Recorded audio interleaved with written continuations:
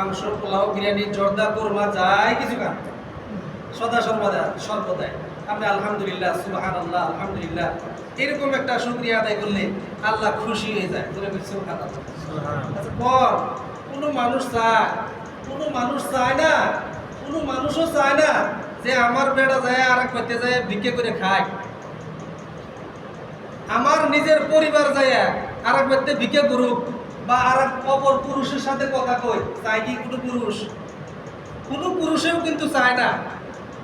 হয়তো যদিও ভুল বসতে একটু একটু পেশাল কোনো মহিলা একটা গায়ের পুরুষের সাথেও যদি পেশাল একটু একটু পাইলেও ফালায়, তাও কিন্তু মনে একটা ডাউট হয়ে জায়গা, একবারে সিগন্যাল দিয়ে ফেলায় মাথার মধ্যে, কি পেশাল জানি পারলো, এই পেশাল তো যুক্তির পেশাল না, এখন তো পেশালের কোনো সিস্টেমই নাই, এর হাতে কোনো তো সিস্টেমই নাই, এ কেন পেশাল করলো আমার পরিবার, কিরকম রাগ উঠে, ভয়ঙ্কর পরিমাণের রাগ উঠে।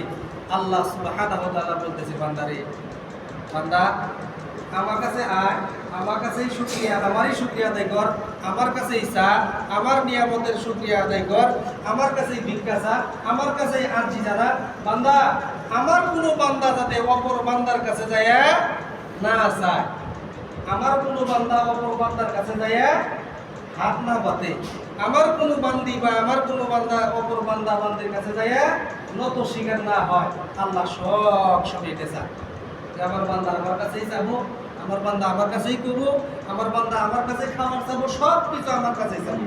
তাবারাকাল্লাযী বিয়াদিহিল মুলক ওয়া হুয়া আলা কুল্লি শাইইন কাদির। সারে জাহান কা খালিক ও মালিক ওহি है जिसने सारे दुनिया को बनाया।